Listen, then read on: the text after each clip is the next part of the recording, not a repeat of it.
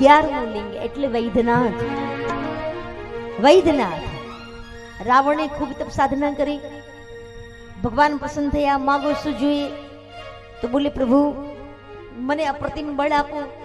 ભગવાન કહે એ તો તારા પાસે છે જ. તો બોલે એમ નહીં, મારા પાસે એ બધું તો બહુ છે પણ એને રાખવા માટે કોઈ નથી, મારે ત્યાં તમે આવો. શિવજી કહે ચાલો ત્યારે આવું.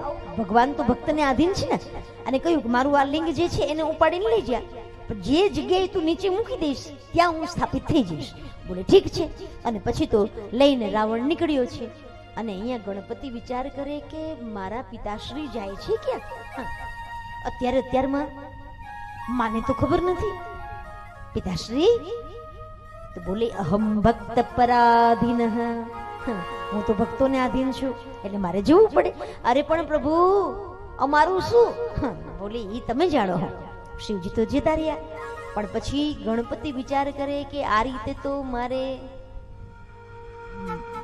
ભોલેનાથને ન જવા દેવાય. અમારા ઘરમાં પછી શું?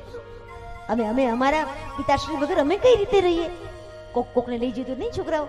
આહા, અમારા પપ્પા વગર અમે થોડા રહેવાના હતા. એમ ગણપતિ કહે મારા પિતાશ્રીને આ રીતે લઈ જાય છે, બાબા ઉભા રહો. બોલે ના. પણ પછી ગણપતિ તો ઓહો, બુદ્ધિ તો ગણપતિની હ. અને એક ગોવાળિયાનું રૂપ ધારણ કરી, અને ગોવાળિયાનું રૂપ ધારણ કરીને રસ્તામાં આવ્યા.